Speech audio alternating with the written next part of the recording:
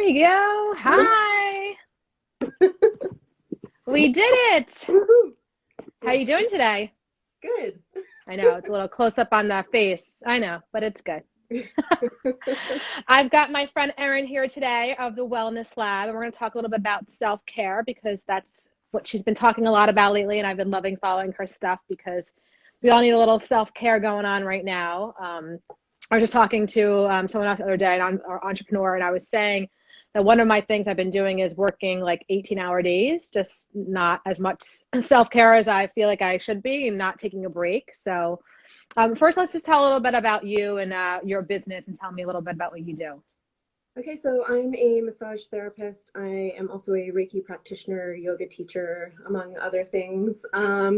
And I have a clinic called Wellness Lab, and it's basically a place for other small business wellness practitioners to get their start. It's a place where rent is subsidized, so it's scary having to sign a lease as a sole practitioner. So it's a place to really get started and have a community to support you. And, we all have questions when it comes to starting businesses. So just having others to kind of lean on, and we all have different types of businesses. Mm-hmm. So what worked for one thing or for one business might not work for another, or it will. So just a collective. Yeah. And you've kind of made like a little bit of a business incubator. Did I say it right? Yeah. Right. Like you've gotten a really great people to come together and kind of like feed off each other. You said they're different businesses, but they're all wellness based. Yes. So how do you build community? What is your tips for building community? Tips for building community, having the same kind of vision. Starting from the beginning, it, there are definitely some things that I had to trip over and be like, okay, this is what I need to learn because, as a small business owner, I'm definitely a go-getter, but different people have different paces. So just being able to identify that and be like, okay, cool. That's your pace. This is my pace. Maybe we can team you up with someone else that's going at your pace. Because the last thing I want is for people to feel pressured. Mm-hmm. So just getting an idea of how we can support each other, but not push each other too hard. Yeah, that's awesome. And I know you don't really talk about it a lot, but I'm so obsessed with it. Tell me a little bit about your other job. So I'm also a stunt woman. Um, I get set on fire, I jump out of windows, get dropped from ceilings. I've been doing that for about 5 years now. So it's a lot of fun. I was a professional dancer in Chicago, but I was also a nationally competitive gymnast when I was younger. So all of that pulling together and just, I don't know, it's fun. How did you get like your first job? Like how did you even think like I can be a stunt double? Well, it took a year of training, Okay. over a year of training before I did. So it was definitely purposeful.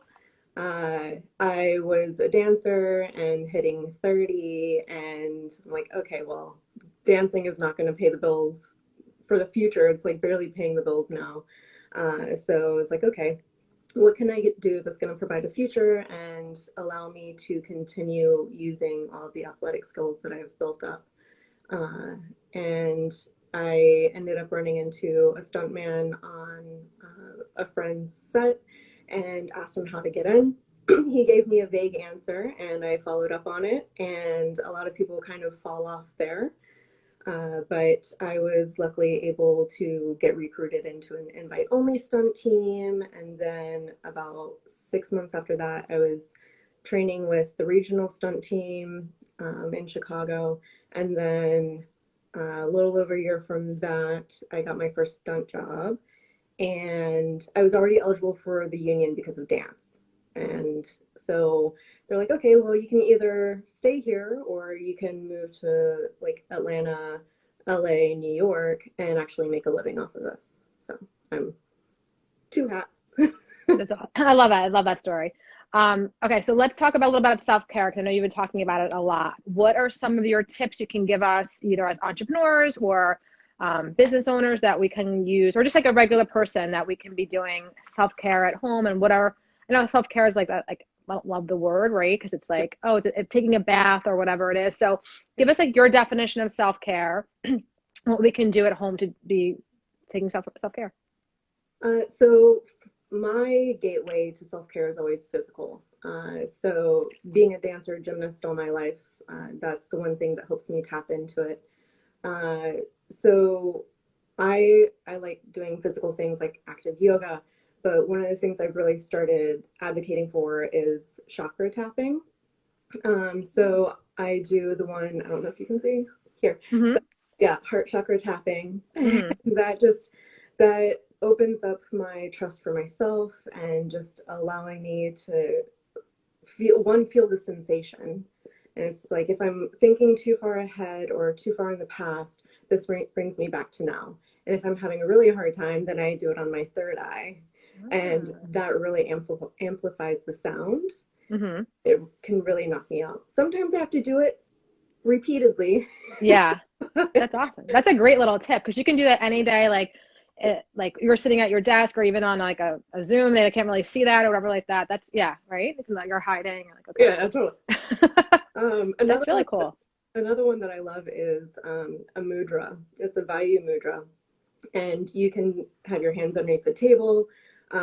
Your fingers don't even have to be in the specific mudra, but if you just like bring your index finger into your thumb pad and then wrap your thumb over it, Okay. that just connects your body to your breath.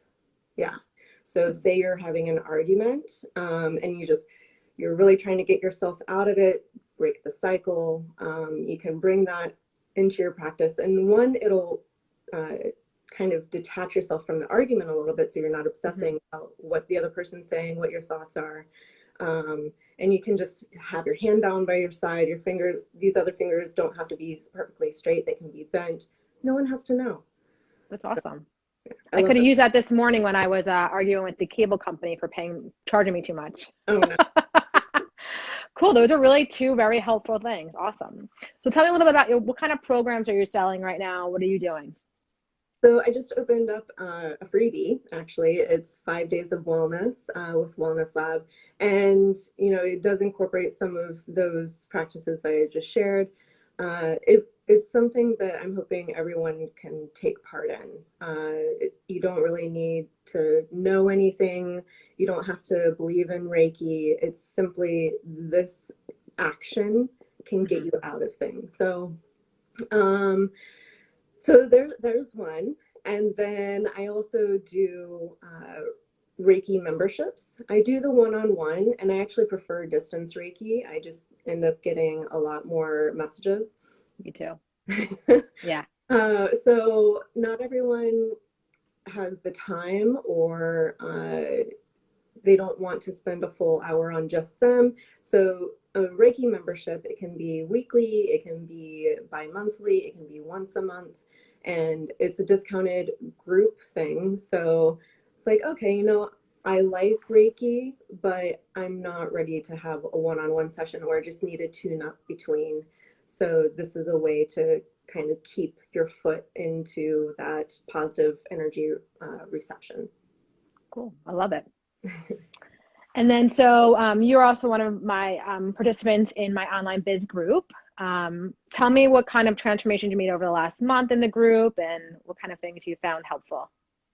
So my whole life, I have been either paid for or hired to do something. And with massage, I'm doing something. So my clients are always expecting me to do the service. And in this pandemic, I've really kind of had to flip the tables and ask my clients to do something for them, or through my instruction to do something. And that can be a barrier for a lot of people because, they may just want to wait until after all this passes. But, I don't want to start over from square one when we get out Yeah, no, definitely not.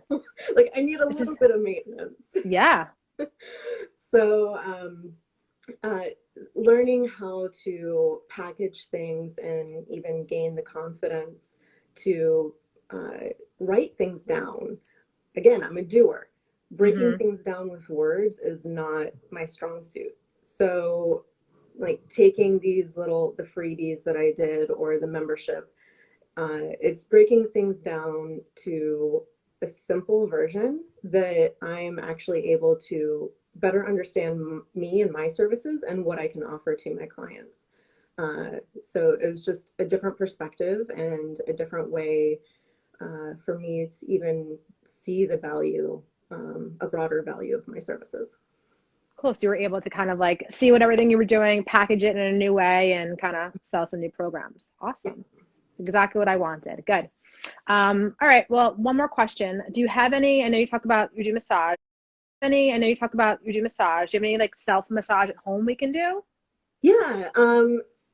So the pincer, like it's called petrissage, but pincer, it's, you know, thumb, fingers. This is good for small areas like the forearm or the side of your calf. But the thumb is a very easily injured joint. Mm-hmm. So for bigger muscle areas, I just prefer you to do this. So like if it's my neck, Okay. so just You yourself. Okay. that squeezing. Mm.